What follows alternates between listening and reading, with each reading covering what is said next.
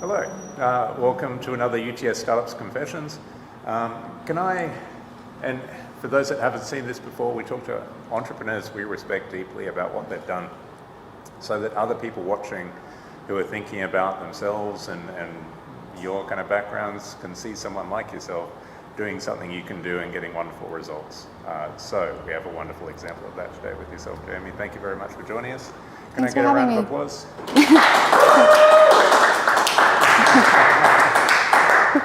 Sorry, I'm diving straight in. Yeah, no, that's all good. Firstly, raise your hand if you know someone with a chronic illness. Yeah. Raise your hand if you know someone that's taking medication every day. Yeah. Raise your hand if you know someone that feels less supported than they need to be in how they're dealing with their illness. Yeah. Yeah. Okay. So, let me start off. Who were you before Chronic Hope? Look, before Chronic Hope, I had just moved to Sydney about a year prior to when I started it. I was living with chronic fatigue syndrome, and I was trying to make a life for myself in Australia while living with a chronic condition. And I, was working here at UTS, and just trying to figure out how I would fit my chronic illness into kind of what I wanted to do long term, as well with my career and all of that. Okay. Yeah. Okay. So difficult, but a kind of common struggle of people, and how many people out there are struggling with those kind of things? Yeah, look, it was a really difficult time, especially because chronic fatigue is an invisible illness, so people don't always realize how much it can impact your life. Most people don't know this, but actually 50% of Australians live with a chronic illness or chronic condition, and 30% of adults worldwide have multiple chronic conditions.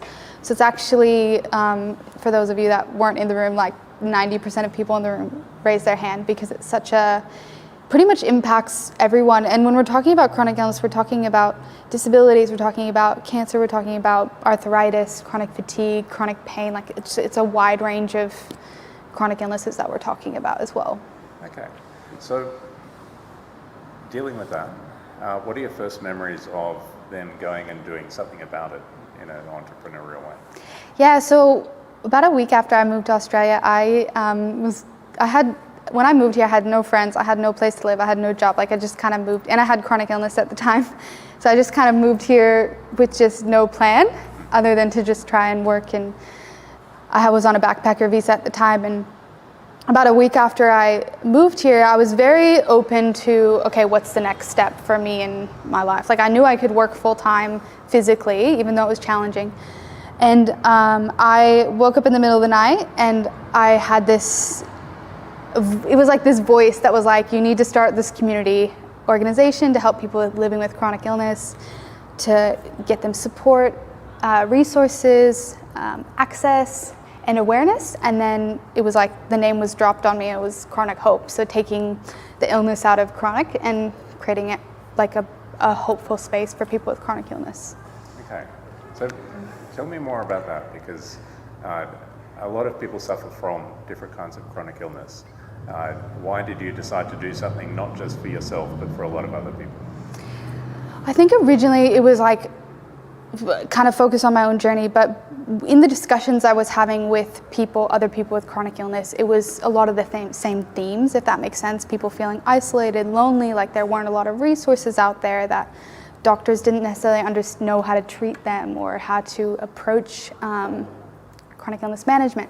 So I think it was something that initially was led out of my own journey, but I realized as well that it was an issue that, if you look at the statistics, 50% of Australians face a chronic illness, and so it's something that actually impacts a lot of people, and I didn't want to just help people with chronic fatigue. I wanted to help everyone that I could, if that makes sense.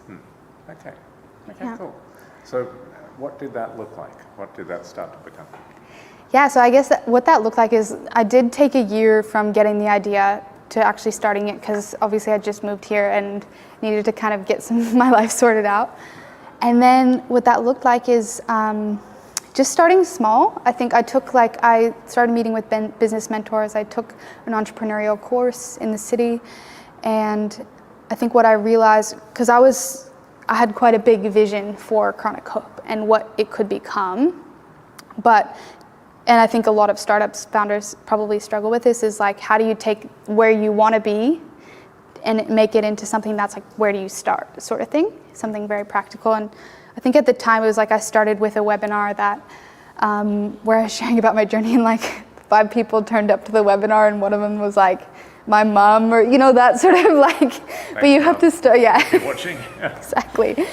But you have to start somewhere, right? And just that step of like, okay, I'm going to start here. And then what that looked like is, because I didn't grow up here and I didn't know a lot of people, like I had to become an expert networker. I had to meet a lot of people, and I would talk about the idea all the time. And I would, I actually, got in contact with a lot of people at UTS that then supported me in my journey with Chronic Hope. And so it was very much a combination of networking and just, I think, taking it to action. Like lots of people have ideas, right? And I think the difference between like someone that becomes successful and someone that doesn't is often just action.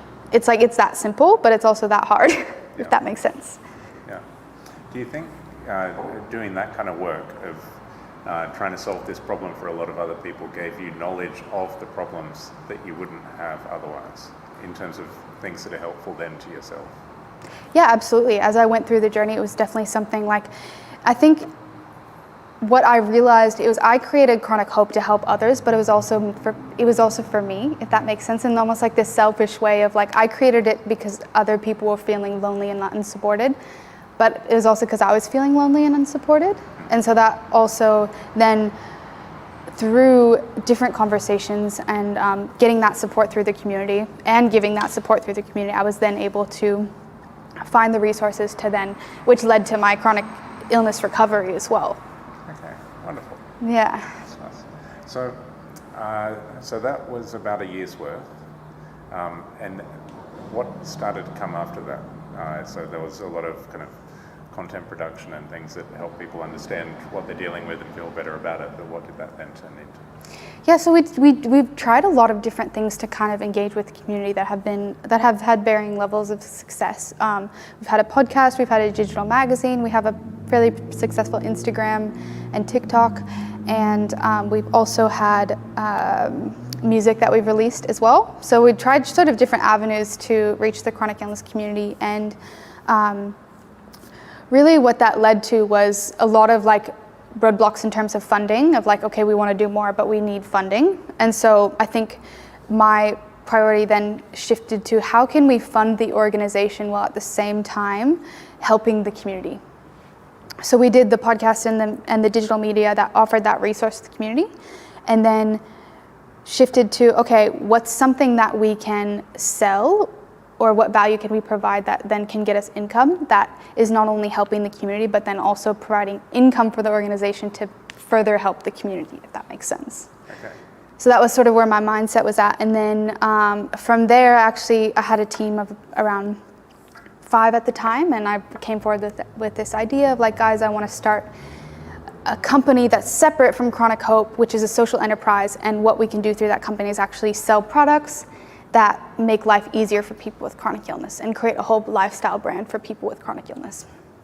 So that's what we decided to do, and we decided to call it Port of Hope. Okay. So getting really, really good at reaching a lot of people that have these problems, and then figuring out different ways to address those people now that you have them as an audience. Yep. Why this? Yeah, so Port of Hope was born.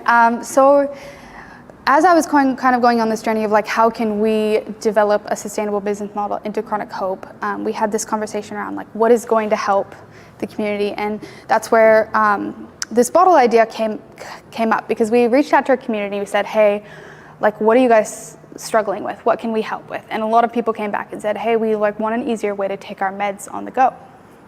And so we kind of went through this whole like brainstorming period with the team, and we came up with this idea for a bottle, which actually has a twist-off compartment on the bottom where you can put your medication and supplements, so it's a lot easier to take on the go.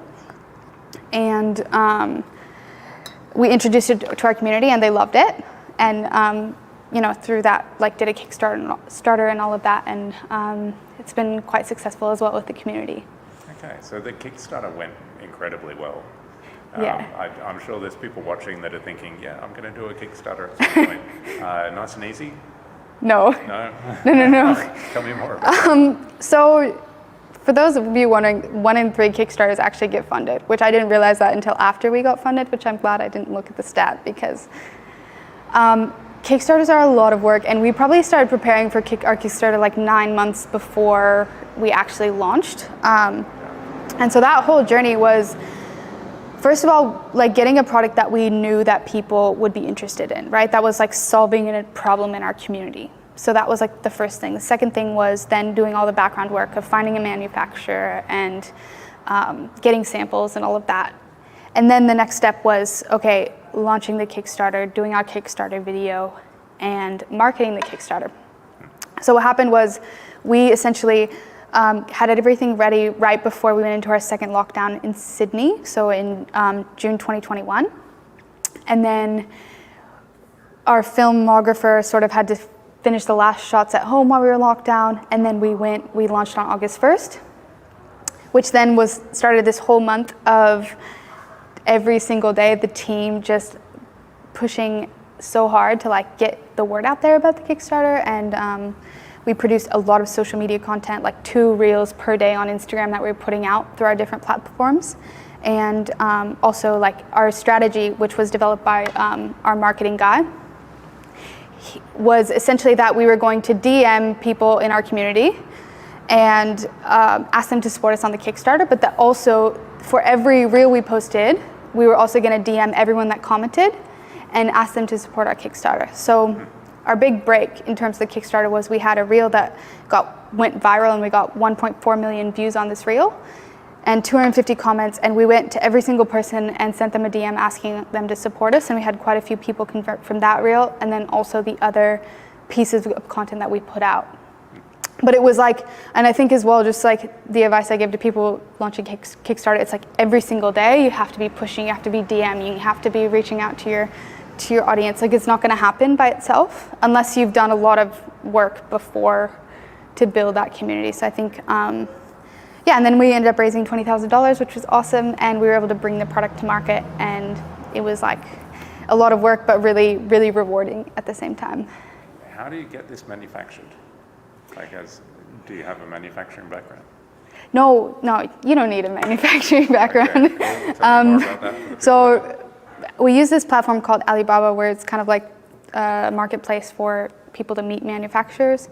It was Alibaba Express, I should say. And so we reached out to a few manufacturers that actually already we sent them our idea of like, we want a bottle with a compartment on the bottom, and they actually already had something similar. So they had molds pretty much already done, and they gave us a quote. We got some samples, and then it's pretty straightforward from there, actually. And then we kind of realized this is the minimum we need to buy 500 bottles, and so that's, we're going to raise enough money in our Kickstarter to then get that minimum spend so that we can sell the bottle. I love that. For the people at home, you can't see the quality of this, but it's beautiful.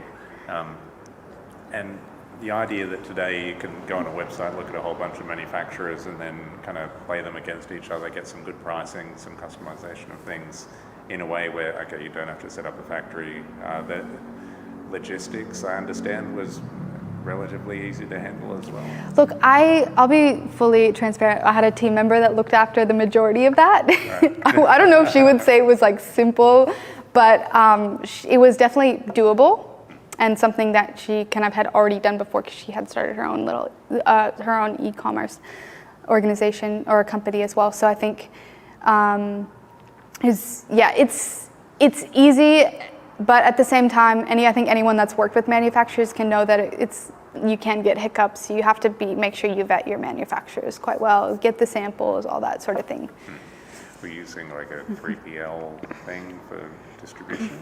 So once we bought our 500 bottles with the Kickstarter money, we've sent it to our fulfillment company out in Western Sydney, and they fulfill all of the bottles. So they fulfilled all the orders for the Kickstarter, and now if you do order through portavope.co, then it's our fulfillment company in Western Sydney that fulfills the bottle and ships them out. Okay, yeah. I love that, because we were talking about this before, but I like that you've ended up with something that becomes kind of self-running to some extent in terms of great design, manufacturing kind of sorted, able to manufacture more, and the distribution sorted.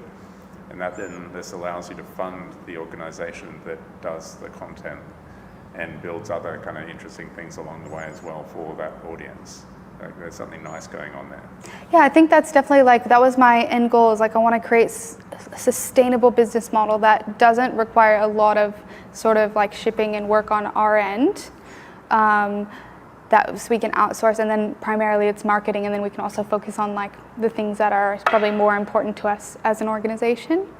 And I guess what's been really rewarding for me as well with the bottle in particular is like how much value it's added to our community, and people reaching out to say like, I love my bottle, it's just made my life so much easier, and thank you for doing this. And just like the idea that a product can then add value to someone, like just having a product as someone with a chronic illness and disability that makes life easier, makes you feel seen, supported, and makes life more convenient. So we created something that's like, then adds value to their life and to them as a person. It's like, I see you, I see that you have a problem, and we want to solve that for you, sort of thing as well.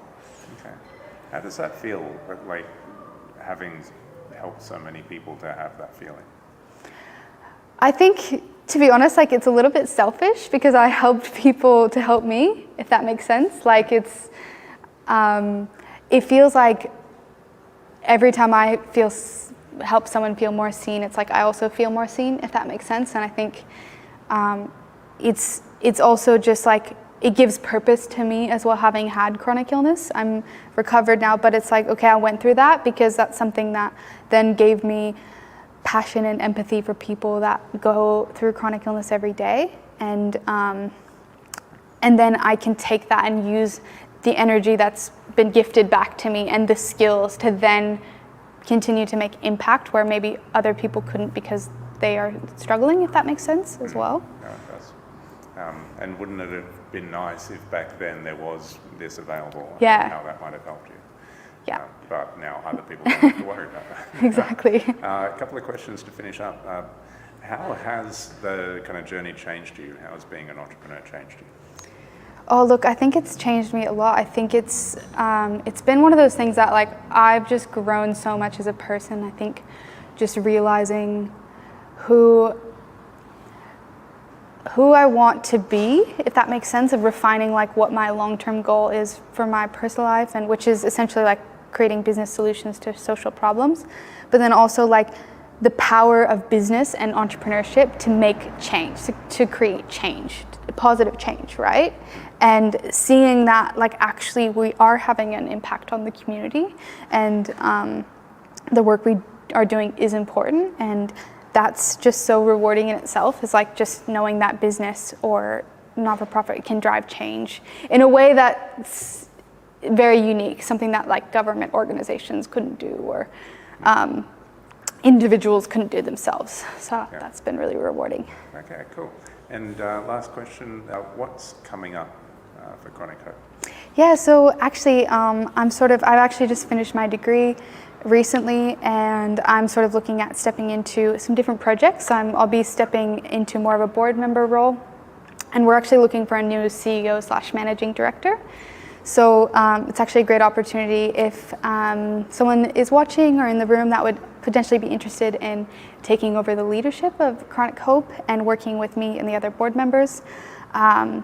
Definitely reach out. The contact information is in the description, and we're really looking for someone that's like not necessarily has heaps of experience, but someone that's like just passionate about social entrepreneurship and people with chronic illness, and could come in and really like, Chronic Hope has so much potential, and I'm really excited for the next season and the next step, and I'm just excited for the next person that's going to come and take it to the next level as well. Okay, so I'm just thinking how lucky someone is watching this at home. They're going to walk into a company potentially with like millions of people already paying attention to it, with a product that's already making money, with like a lot of the hard work done in building it up to this point, and they get to continue solving problems for lots of people out there that have meaningful problems and have a meaningful solution in this and the other things that you're developing. That sounds like a wonderful opportunity. Yes. Do you look for anything in particular in the people that you want to hear from? Yeah, I think what we're really looking for someone is just that drive and motivation, that passion for creating positive change, as well as someone that has also some leadership skills as well that can bring into leading the team into the next level.